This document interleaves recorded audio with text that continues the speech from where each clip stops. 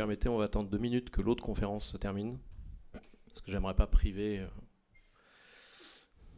tous les participants de notre conférence. Ce serait dommage quand même.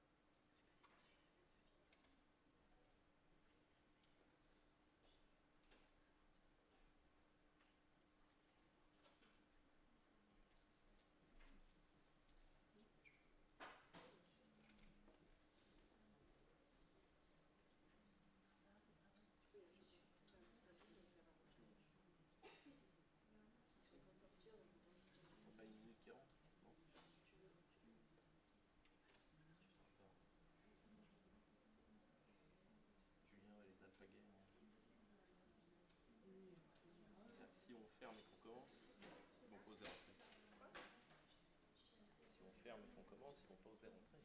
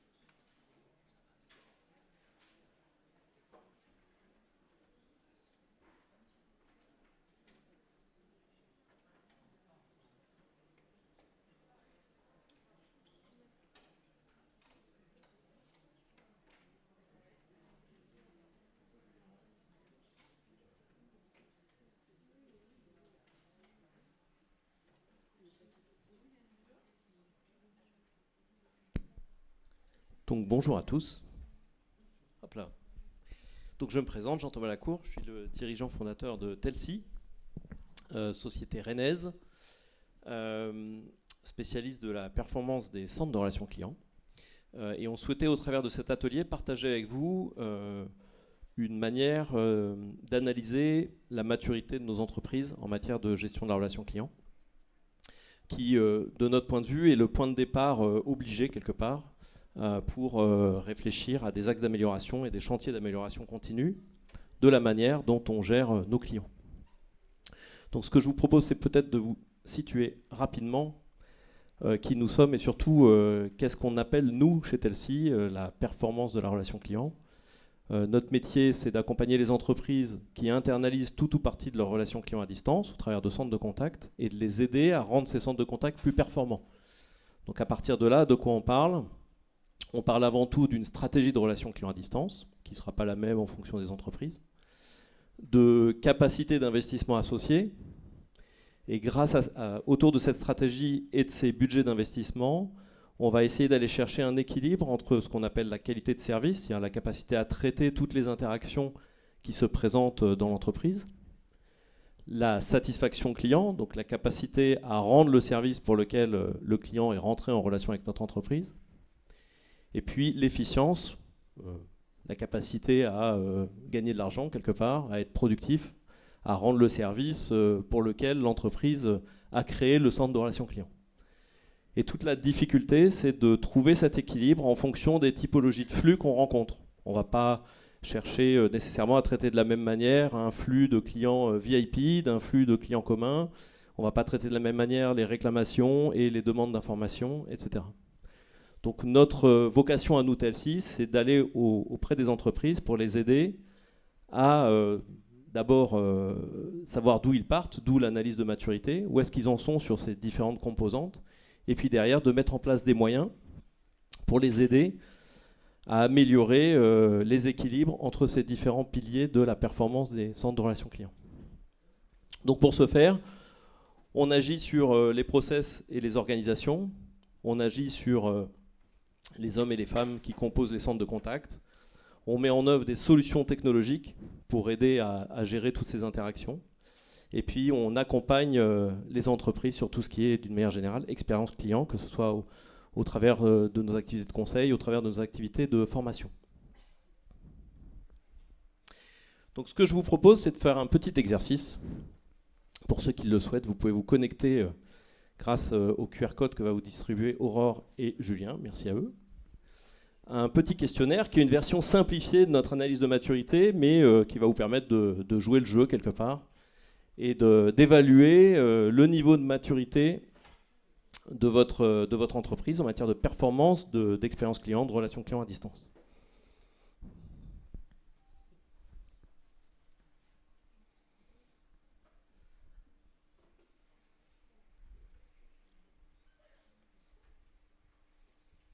Donc bien entendu, c'est une version light, sachant que, j'y reviendrai tout à l'heure, mais l'objectif de cette analyse de maturité, c'est au travers d'un certain nombre de questions d'évaluer d'où vous partez, et puis après, de croiser ce questionnaire avec des entretiens individuels, des interviews, pour les mettre en rapport avec votre activité, vos enjeux stratégiques, la manière dont vous traitez vos clients, puisque évidemment, entre deux activités différentes, on ne va pas avoir les mêmes enjeux qui se cachent derrière. Donc on n'aura pas nécessairement la même interprétation de ces questionnaires. C'est bon pour vous? Alors de quoi donc comme je vous le disais à l'instant, quand on réalise ces analyses de maturité, on passe en revue ce questionnaire qui contient à peu près 70 indicateurs, si ma mémoire est bonne. Et pour être parfait, il faudrait le coupler donc avec des entretiens en face à face pour bien comprendre quels sont vos domaines d'activité et pour pouvoir analyser de manière un petit peu plus précise ces indicateurs. L'objectif étant de faire une photo de où on en est en termes de maturité de l'expérience client sur 6 grands domaines que je vais vous détailler juste après, pour être capable derrière de se dire bon, bah, voilà où on en est, voilà où est-ce qu'on veut aller et quels sont les moyens à mettre en place pour pouvoir atteindre cet objectif, en agissant, comme je vous le disais, à la fois sur les outils, sur les collaborateurs, sur les process, sur l'amélioration continue. Donc le premier domaine qu'on va étudier, c'est bien entendu le domaine stratégique. Donc stratégie de l'expérience client. Souvent, quand on intervient dans une entreprise, les premières questions qu'on pose, c'est quelle est votre stratégie de relation client à distance?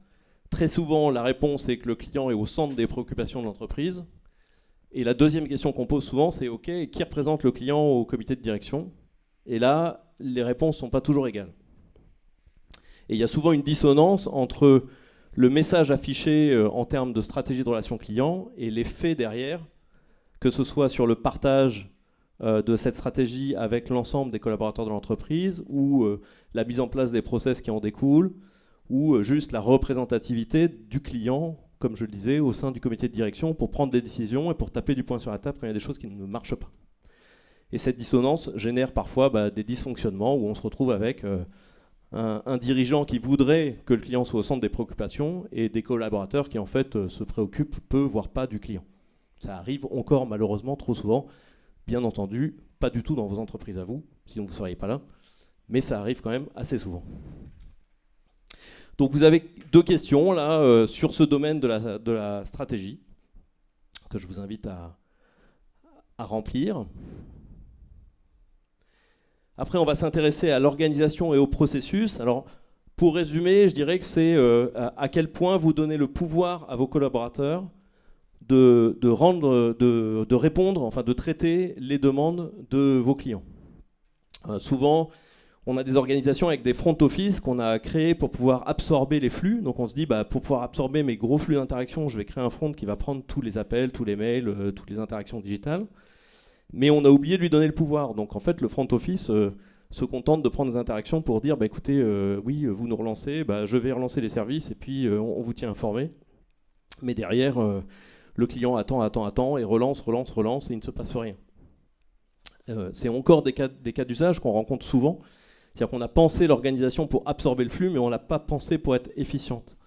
Et derrière, on ne donne pas la capacité aux conseillers de traiter au premier contact, de traiter efficacement les interactions.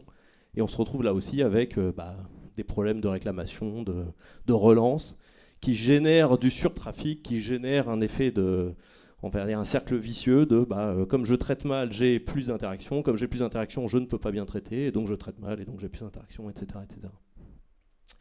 Donc sans parler derrière, on le verra dans la rubrique RH, du mal-être que ça peut générer, puisque le collaborateur qui passe son temps à répondre à des appels de relance pas très agréables, et qui en plus n'a pas le pouvoir de régler le problème, on met ce collaborateur dans une situation difficile, et ça peut amener jusqu'à des problématiques d'absentéisme, de turnover, etc. Donc là aussi, vous avez, je crois, 2 questions à chaque fois pour évaluer certains critères dans ce domaine organisation et processus. On va évidemment poser pas mal de questions sur tout ce qui est pilotage et performance pour analyser votre maturité en termes de pilotage de votre activité. Qu'est-ce qu'on mesure? Est-ce qu'on se contente de mesurer que la qualité de service ou est-ce qu'on va regarder aussi d'autres critères qui sont liés à la satisfaction client, qui sont liés à l'efficience, donc les 3 piliers dont je vous parlais. Est-ce que je suis efficient? Est-ce que je traite tous les flux? Est-ce que j'apporte de la satisfaction à mes clients? Il faut trouver un équilibre dans nos critères de performance pour pouvoir mesurer ces différents leviers. Et puis aussi sans doute des indicateurs qui seront plus ou moins adaptés ou plus ou moins pertinents par rapport à votre domaine d'activité. Si je fais du commerce, si je fais de la vente à distance par exemple, je vais être intéressé par le taux de traitement au premier contact ou par le panier moyen par interaction ou des choses comme ça, pour savoir si je suis vraiment très efficient. Si je traite de la réclamation ou de l'information, je vais plutôt regarder là aussi mon taux de traitement au premier contact et puis le taux de qualité de service pour voir est-ce que j'arrive à absorber le flux qui se présente à moi. Et je vais regarder le taux de réitération d'appel ou de relance pour justement regarder si je suis efficace dans ma capacité à traiter les demandes des clients dans un temps raisonnable, ou s'il y a quelque chose dans mes process qui fait que les gens sont obligés de me rappeler, de me relancer, ce qui génère en fait du bruit, c'est une question de bon sens, inutile en fait. C'est-à-dire que quelqu'un qui relance, finalement, on pourrait l'éviter si on traitait la demande dès le début. Alors vous aurez toujours 10-15% de personnes qui vont vous envoyer un mail à 8h et vont vous rappeler à 8h30, mais passer ces 10-15%, au-delà, ce sont vraiment des relances légitimes qu'on pourrait éviter si on communiquait correctement. C'est même pas le problème de résoudre les problèmes, c'est plus de communiquer habilement auprès de ses clients. Un client à qui on dit, écoutez, aujourd'hui on traite les dossiers du 9 septembre, ça va pas le rendre heureux, mais au moins il aura une information et ça évitera qu'il vous rappelle tout le temps. Il va attendre 9 septembre plus le delta avec aujourd'hui, et puis il vous rappellera au mois de novembre si vraiment il n'a pas de réponse. Donc pilotage et performance, bien entendu, des critères essentiels dans notre analyse de maturité, mais on voit que ce n'est qu'un élément parmi les 6. Donc on a souvent tendance à se focaliser sur ces éléments-là en se disant est-ce que mes indicateurs sont bons, mais ce ne sont pas les seuls critères pour analyser notre maturité. Les ressources humaines, j'en ai un petit peu parlé tout à l'heure, donc on va là aussi identifier votre niveau de maturité sur la gestion des ressources humaines, sur le point de vue de la formation, sur le point de vue de l'accompagnement au changement, de l'accompagnement dans la durée de vos équipes. Voilà, est-ce que vous faites du contrôle qualité? Est-ce que vous formez vos collaborateurs? Comment vous les formez? Est-ce que quelque part vous apportez des conditions nécessaires pour mettre en place de la symétrie d'attention, faire en sorte que vos collaborateurs soient armés pour répondre aux interactions et donc quelque part en situation de confort dans leur travail au quotidien pour réussir à traiter au mieux les interactions de leurs clients.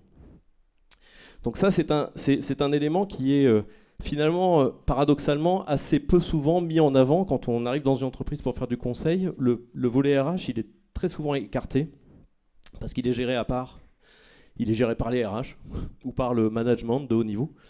Et nos clients ne pensent pas à toujours faire un lien entre le domaine RH et puis le domaine de la performance du centre de relation client. Pourtant, c'est parfois une source de coûts importante de devoir gérer de l'absentéisme, du turnover, de la perte de productivité parce que perte de sens ou perte d'envie de se faire relancer tous les jours par des clients à qui on ne peut pas apporter de réponse.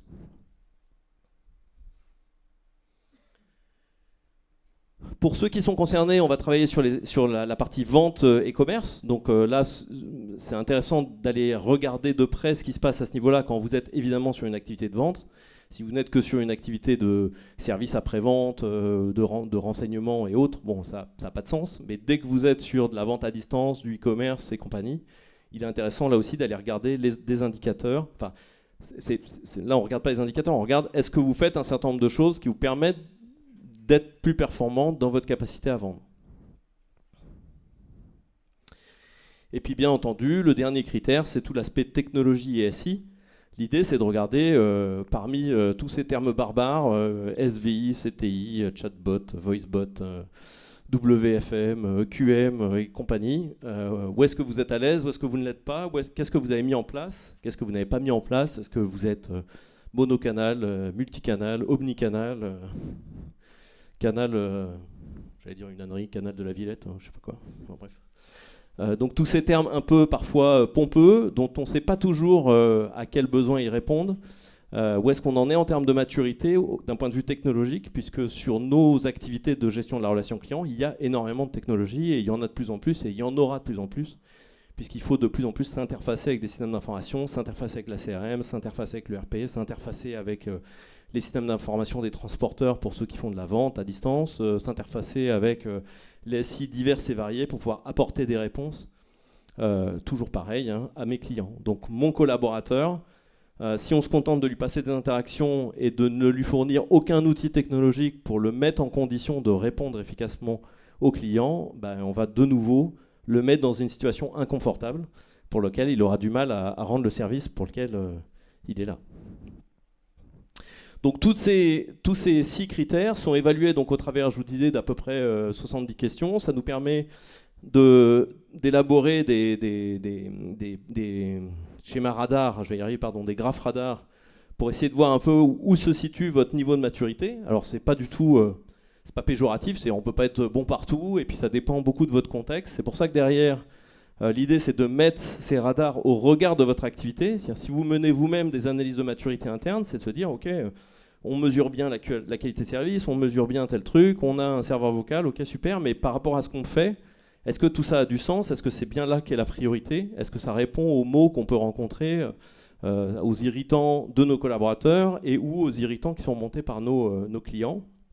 Et puis les irritants qui sont montés éventuellement par direction générale sur l'application de la stratégie ou l'efficience de notre centre de contact.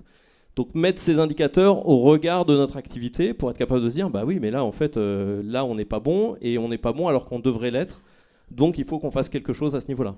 Ou au contraire bah, on est super bon en qualité de service mais en fait la qualité de service dans notre domaine c'est pas très grave, les gens ils peuvent attendre, ce qui compte c'est que quand ils arrivent à nous joindre on arrive à résoudre le problème. Mais ils peuvent se permettre d'attendre plus longtemps, et auquel cas, je me rends compte que j'ai un indicateur qui est surdimensionné. Enfin, je me focalise sur la mesure de la qualité de service, alors qu'elle n'a pas de sens dans mon activité. En tous les cas, qu'elle en a moins que d'autres axes de mesure sur lesquels je ne me penche pas du tout. Donc c'est ça le principe de l'analyse de maturité, c'est de prendre un peu de hauteur et de se dire qu'est-ce que je pilote, qu'est-ce que je mets en place comme moyen, qu'est-ce que j'effectue comme action au niveau de mes collaborateurs pour aller dans le sens de ma stratégie de relation client. Et à partir de là, est-ce que objectivement, je mets en place les bons moyens par rapport à ce qu'il faudrait que je fasse pour atteindre mes objectifs? Et derrière, bah, l'idée c'est d'en tirer des conclusions pour mettre en place des chantiers, que ce soit sur l'axe d'amélioration des outils, sur l'axe d'amélioration des savoir-faire, des savoir-être, du pilotage, de la stratégie au sens large.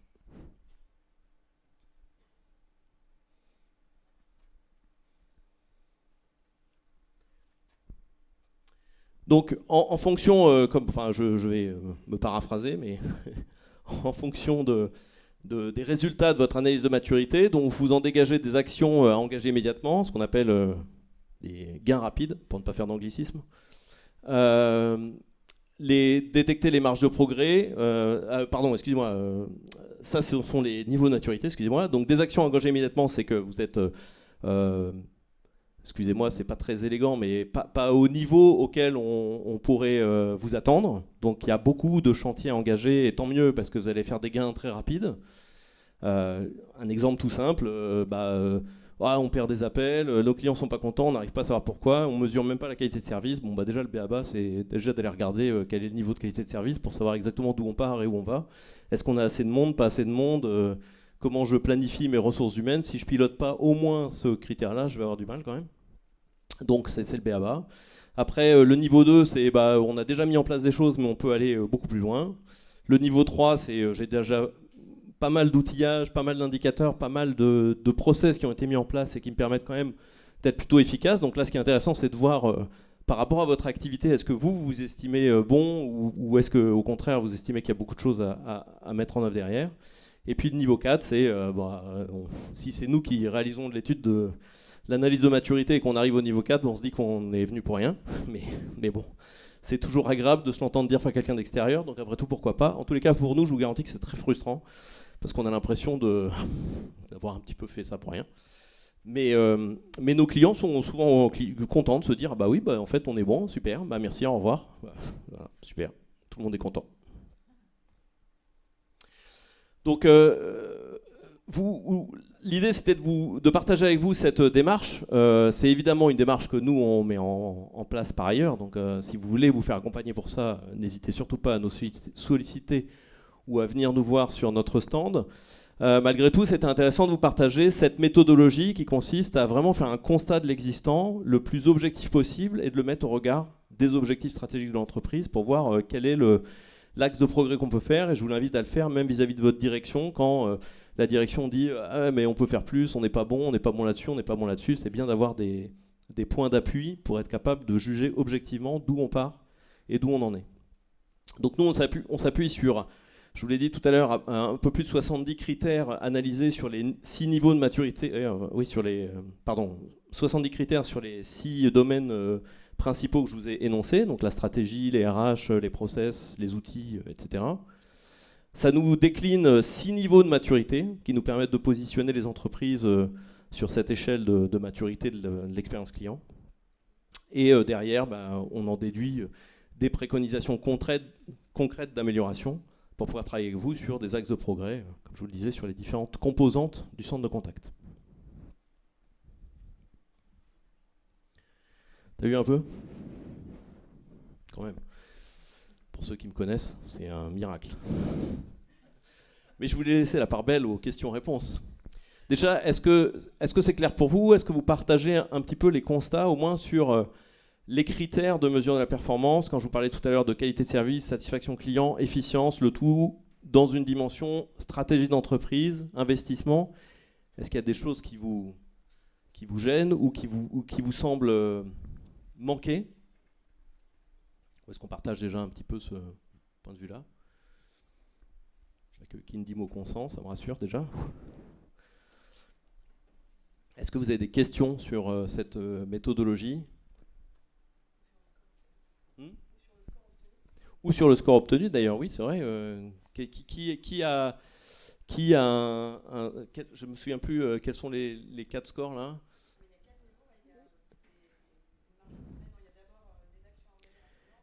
Donc qui a des actions engagées rapidement ? N'ayez pas honte, hein. Faut bien démarrer. Bravo. L'avantage, c'est que vous allez avoir des gains rapides. Qui est niveau 2 ? Bien. Donc il n'y a plus qu'à passer à l'étape suivante. Qui est niveau 3 ? Bravo. Et qui est niveau 4 ? Il n'y a pas de niveau 4, ça c'est une très bonne nouvelle pour nous. C'est-à-dire qu'on a encore des choses à faire avec vous. Mais déjà 3, bravo. Déjà, même si évidemment là on n'avait qu'un échantillon de critères, et puis en plus, on peut facilement tricher parce que les critères sont assez clairs. Mais si vous le faites objectivement, c'est intéressant de voir où vous vous trouvez et de se rendre compte que il y a toujours des axes de progrès de toute façon. Et si de votre côté, dans votre entreprise, je vous invite à vous poser la question en reprenant ces 6 grandes thématiques, et vous posez la question, déjà, ne serait-ce que comme ça, sans prendre de critères, où est-ce que j'en suis en termes de stratégie de la relation client? Est-ce qu'elle est claire? Est-ce qu'elle est portée par ma direction? Est-ce qu'elle ruisselle dans l'entreprise? Voilà la mode, ça. Est-ce qu'elle ruisselle? En termes de process, est-ce qu'on a des processus? Je suis assez surpris quand on intervient en conseil. Un des documents qu'on demande, ce sont alors, les parcours clients, c'est un peu exagéré, mais au moins, ne serait-ce que les supports de formation qu'on donne aux collaborateurs quand ils arrivent dans l'entreprise. Et on les a très rarement, en fait. C'est-à-dire que les process sont très rarement modélisés au niveau du centre de relations clients. Donc voilà, où est-ce que j'en suis en termes de process? Est-ce que j'ai identifié les irritants? Est-ce que j'ai identifié la manière dont on va traiter les différentes intentions de contact, donc les différentes raisons pour lesquelles le client rentre en contact avec nous? Où est-ce que j'en suis en termes d'outillage? Voilà, est-ce que j'ai des irritants? J'arrive pas à voir mes stats, j'arrive pas à voir ma supervision parce que j'ai des vieux outils. Voilà, ce sont des critères aussi. Donc ça vous permettra d'avoir une vue objective et d'être capable derrière de la confronter à votre direction quelque part, qu'elle soit direction des systèmes d'information ou direction générale, pour dire bah oui mais regarde, tu me demandes de faire plus mais là on n'est pas bon, donc il me faut des moyens pour pouvoir m'améliorer. Des questions? Pas de questions? Ouais, ou pas intéressant, ça m'embête plus. Bon, en tout état de cause, si vous avez une question qui vous démange, mais vous n'osez pas la poser devant tout le monde, ce qui m'arrive assez souvent, je dois dire, n'hésitez pas à passer sur notre stand, tel-ci, et on se fera un plaisir de répondre à vos questions plus discrètement et en privé. Merci à tous pour votre attention.